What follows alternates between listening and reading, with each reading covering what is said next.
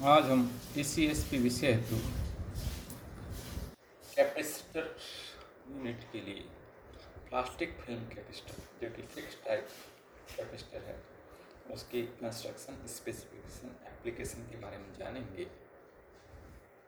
जैसा कि अभी तक आपने ECSP के माइका, पेपर, सिरेमिक कैपेसिटर को कंस्ट्रक्शन को समझा, इसी प्रकार प्लास्टिक फिल्म नाम से ही कि यहाँ डाइलेक्ट्रिक मटेरियल प्लास्टिक को काम में लेते हैं।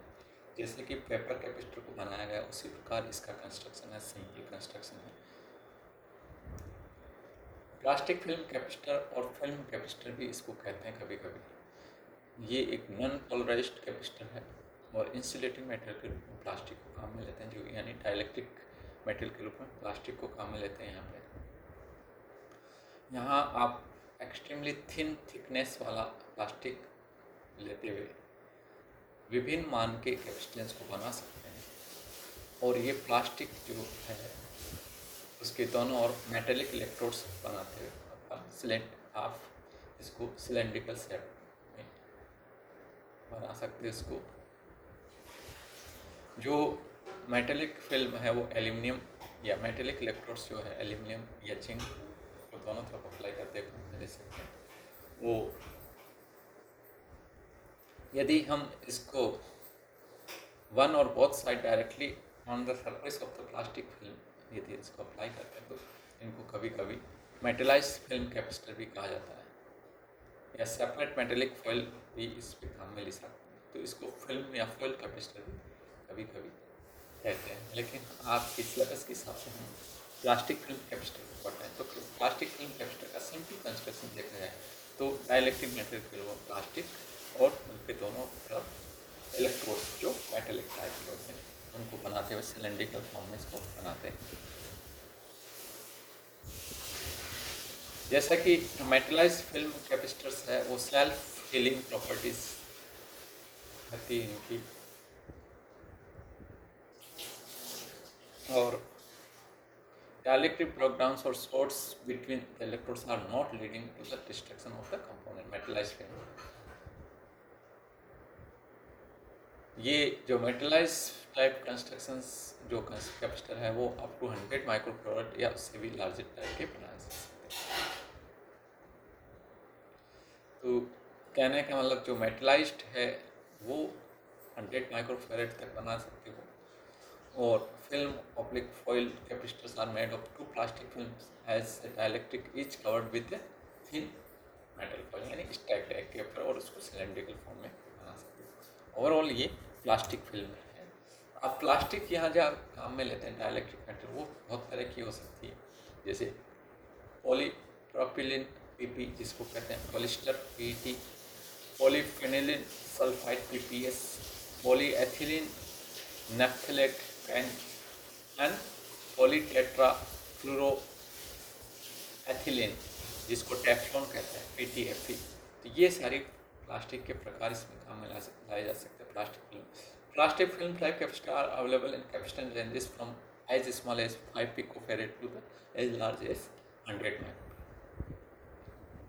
यानी ये किस तरह का कैपेसिटर और किस तरह की वोल्टेज रेटिंग का कैपेसिटर बनाया जा रहा है उसके ऊपर इस रेंज में आप प्लास्टिक फिल्म कैपेसिटर को बना सकते हैं।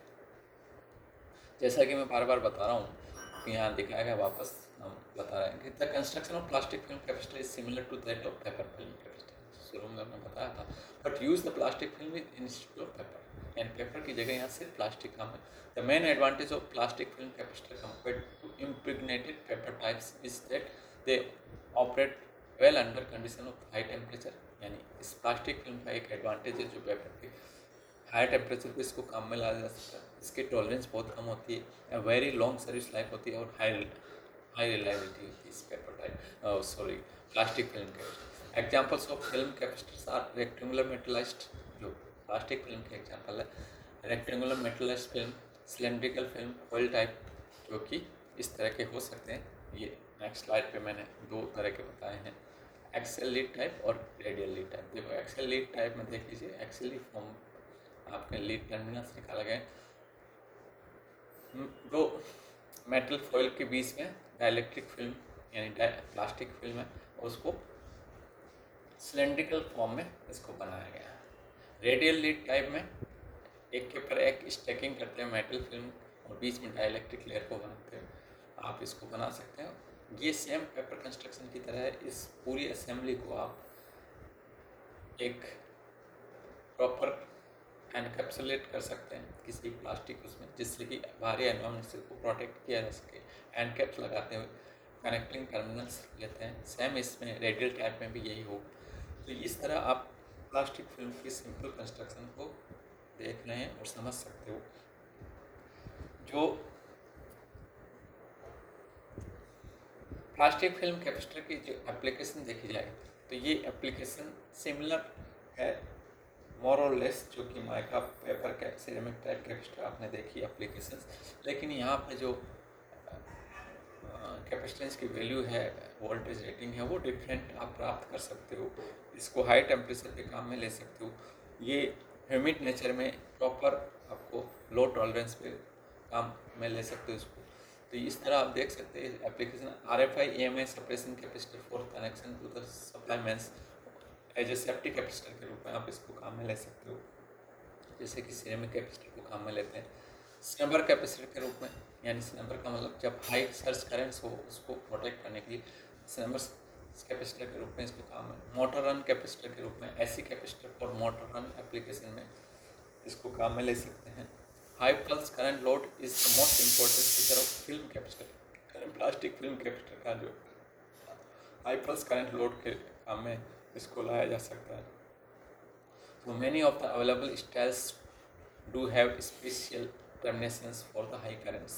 तो इस तरह आप इसको विभिन्न एप्लीकेशन में इसको काम में ला सकते हैं प्लास्टिक फिल्म को। और प्लास्टिक जो डिफरेंट टाइप्स की अवेलेबल रहती उनको काम में लेते हुए डिफरेंट रेटिंग की कैपेसिटेंस आप बना सकते हो और उसकी वोल्टेज रेटिंग उसके मान को प्राप्त कर सकते हो, जो कि पिकोफेरेड से 105 पिकोफेरेड से 100 माइक्रोफेरेड तक इसकी मान को बना सकते हो। तो इस तरह आपने प्लास्टिक फिल्म कैपेसिटर की जानकारी प्राप्त करी। Thank you.